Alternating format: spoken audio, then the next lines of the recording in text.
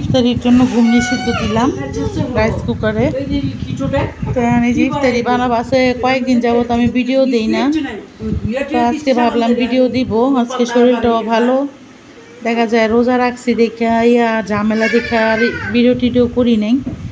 তো এই যে ইফতারির জন্য ঘুগনি দিলাম, আর এই যে এখন রান্না বান্না করার জন্য এগুলো কুটা বাছা করে নিতেছি। সেহেরি সন্ধ্যা রাতের রান্না করব।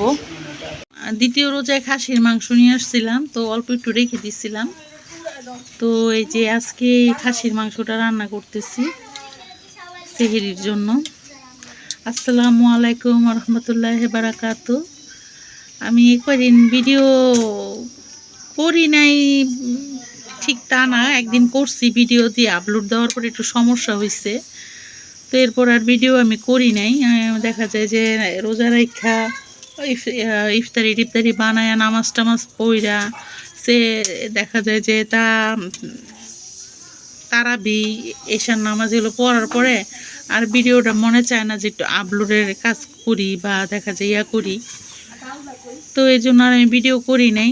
তো না করলাম, সিয়াম সাধনার মাসে ভিডিও আপলোড না দিলাম, তাতে কি হয়েছে। তো আপনারা সবাই ভালো আছেন, সুস্থ আছেন। রমজান মাসে সবাই, আশা করি সবাই ভালোই থাকে রমজান মাসে, মুসলমান যারা আছি আমরা। তো আমি ভিডিওটা আজকে দেখতে থাকেন। তো আজকে ভিডিও আমি অত লং করব না, অল্প ভিডিওই করব। তো এই যে এখন এখানে খাসির মাংস বসাই দিচ্ছি, আর এই যে আপনার সন্ধ্যা রাতের জন্য যে চিংড়ি মাছ, অল্প একটু চিংড়ি মাছ দিয়ে যে সবজি দিয়ে রান্না করব। আর কালকের তরকারি আছে অনেক, আপনার পাঙ্গাস মাছ ভুনা আছে, পাতাকপি ভাজি আছে, লাউ শাকের তরকারি আছে, ডাউল আছে। তো রোজার মাসে তো খাওয়া হয় না। তো এই যে এখানে আমি এই যে তরকারিটা বসাই দিচ্ছি, এটা যে আপনার ফুলকপি সিম দিয়া চিংড়ি মাছ দিয়ে রান্না করছি। আর এই যে এটার মধ্যে যে আলু দিছি, খাসির মাংস আলু দিয়ে এই যে এখানে বসাই দিছি। এটা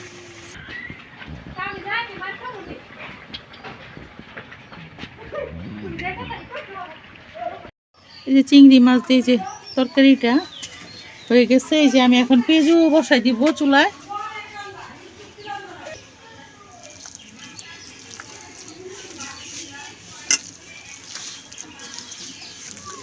তাইতে সময় না দিন একবার হচ্ছে আলাদা না, 5টা 5:30 আলাদা।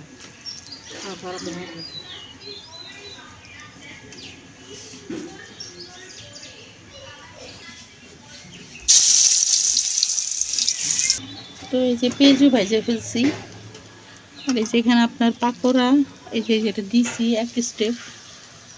আমি আসলে আর কথাই বলতে পারি না, কারণ ওই যে আপনার রোজার মাসে কিন্তু দেখবেন মিষ্টি খাওয়া হয় না করেও কিন্তু একটু একটু শরবত খাওয়া হয় বা হয়, ওইটাতেই দেখা যায় ডায়াবেটিস বাইরে যায়।